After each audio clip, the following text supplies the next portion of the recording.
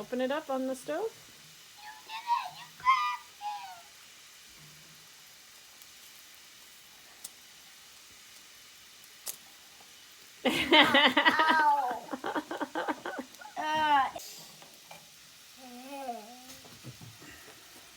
It's like you're picking up this bark with a shovel. There you go.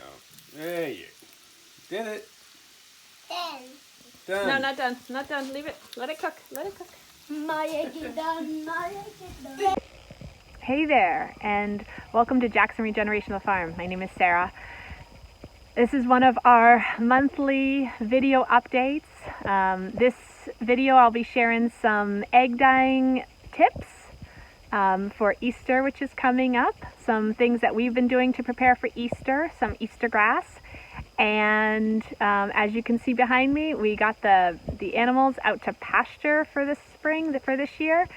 And let's see what else. Oh, we have a garden updates. Some things I failed on last year and was able to maybe hopefully catch up to this year. So I hope you like this video. If you do, please like it and subscribe. Thank you very much. Bye-bye.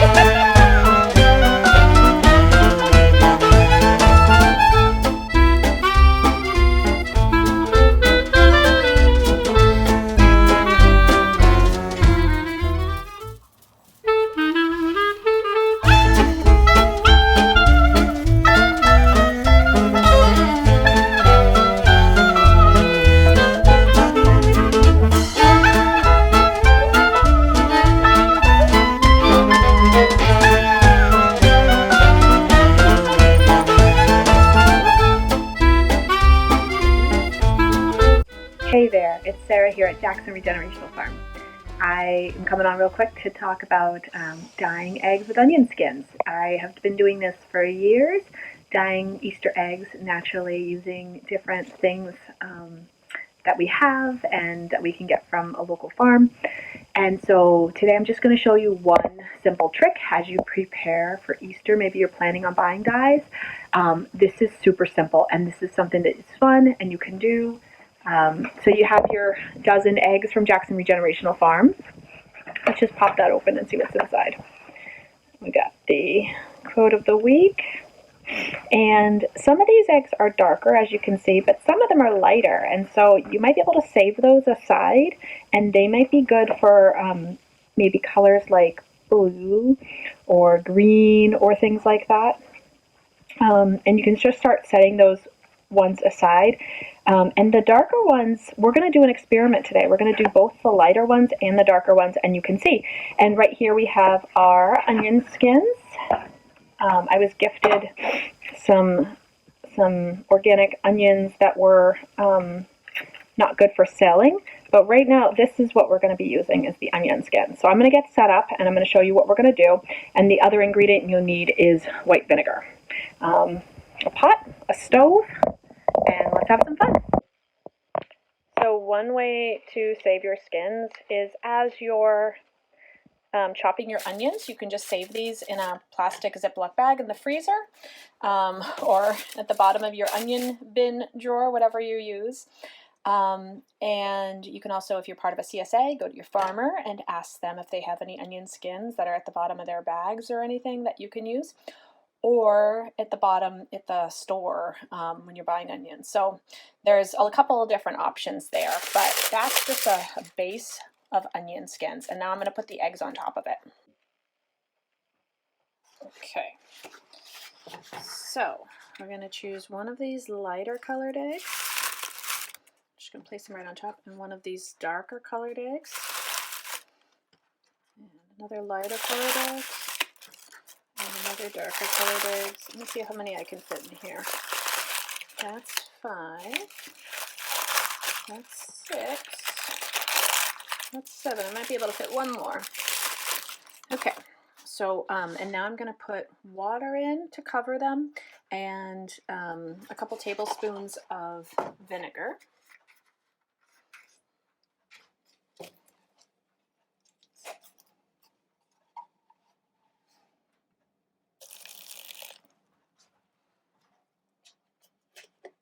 Okay, I've got the water to cover them, and my lid, and I'm going to turn them on, and I'm going to put it on for 20 minutes. 20-minute timer.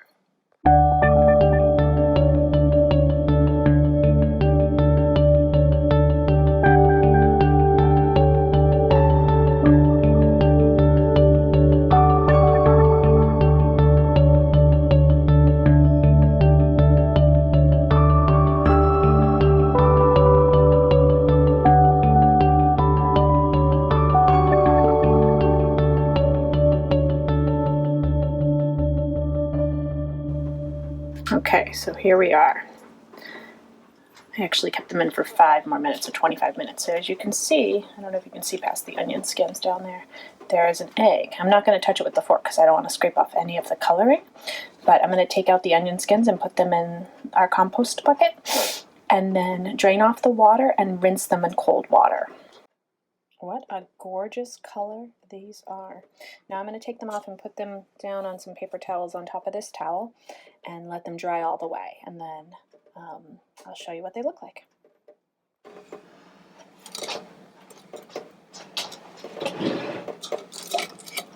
These are just such a pretty color. So if we were going to decide on which ones were the dark eggs and which ones were the light eggs, I'm not sure. This one in the front here looks a little bit lighter. This one looks like a pretty burgundy color. So this one looks darker. These look darker. This one looks lighter. This one looks darker. This one is kind of in between. This one's maybe lighter. And maybe this one. I'll have to look back and see how many dark ones I put in and how many light ones I put in. But isn't that pretty? Those are gorgeous. And that was all just done using onion skins. Now, if you want to put them back in an egg carton, I advise you to dry them, make sure they're dry all the way. Wait till that water dries all the way. And then if you want to cut one open, none of them cracked, which is wonderful. So they're very beautiful. You can put them on your kitchen table. You can use them to hide. When we have the Easter egg hunt this year, we'll be hiding hard-boiled eggs. Yeah, none of them are cracked. So I'm going to crack one open and just look at the inside.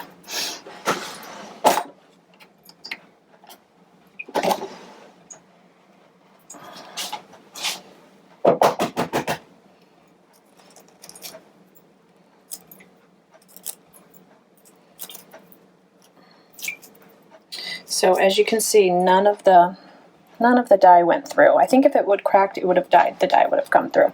So totally edible, yummy, made with real onion skins, and still very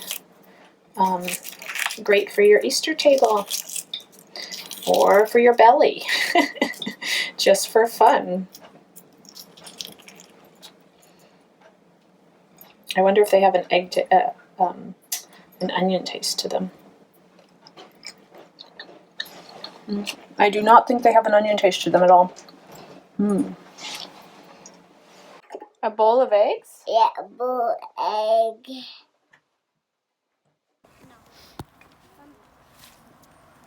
Looks like it.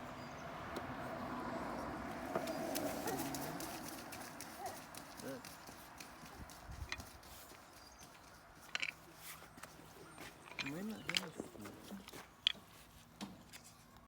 So last year, at the end of the year, between all the other things that we do with the lambs and everything, I couldn't get myself to get any garlic in the ground. And Nick's been planting garlic for over 20 years. So in my mind, it's not too late. So I'm going to try to plant some spring garlic today. And I'm not doing much for preparation. And I'm going to do a little garden series coming out soon. But last night the kids and I popped a bunch of garlic bulbs, and I'm going to start putting them in the ground, and then I'm going to cover them up with hay, and I'm going to wish for the best. And I'm pretty sure it's going to work. I planted some in the spring 2 years ago, I think, and they came out. As long as you plant them early enough, it gives them plenty of time to harvest. So just, it's amazing how much you can't do early season, but it's actually amazing how much you can do. This is our garden. I came in and did a little bit of cleanup last year, but we don't do any tilling. We just use hay, old hay, and different things like that. So I'm going to start with this bed here, which had celery and brassicas in it last year. And the soil is wonderful. The chickens actually have been in here, turning things around. That's going to be my biggest problem, is keeping the chickens out. They're not free ranging, but they get out, and the garden takes a beating. I don't personally concern myself with any weeds. I just think of them as grasses and forbs, and what is meant to grow there. I've never had a problem. I have really great results with my garlic and other veggies with no tilling, just hay and compost.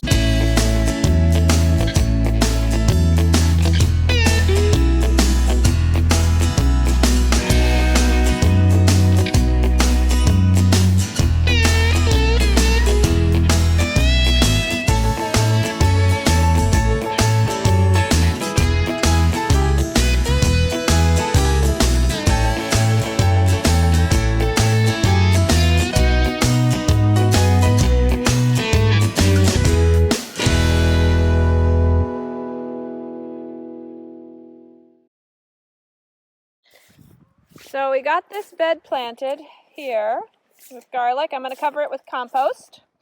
Those are the offenders I was telling you about, those chickens.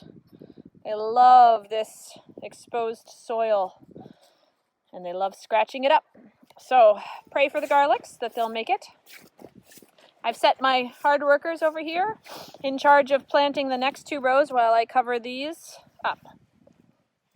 Get them away from the chickens.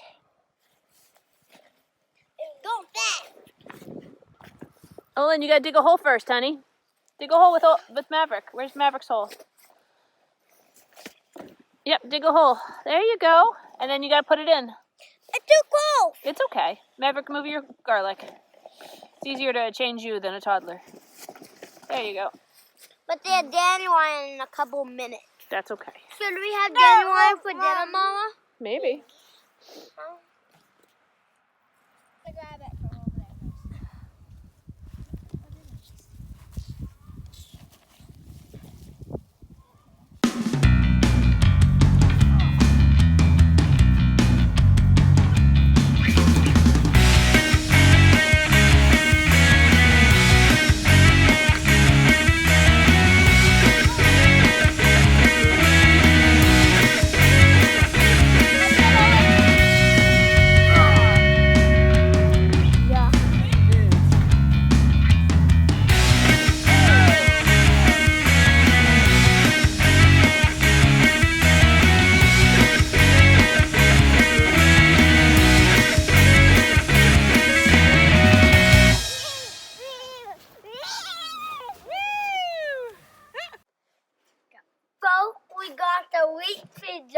We got the container we're gonna be, and then I got the mix.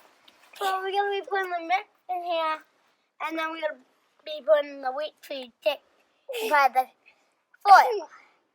And after a couple days, it'll be like this high. So for planting wheatgrass for Easter, you'll need to get wheat berries, which you can find at your local co-op or bulk goods store. And if you need some, let me know. I can send some with Nick on his delivery route. Some soil, potting mix of some sort. We're using a mixture of compost and peat moss. So that's our media. And then a container. And you can get as fancy as you want. I've seen really cute wheatgrass in old milk glass containers and things. Dampen the soil, put a layer of wheat berries on top, and then add a little bit more soil on top and use a spray nozzle to water them every day. All the way around. Then. Here, push it in the edges. Here, push the edges in. Go. Okay, I'm going to sprinkle some seeds on yours.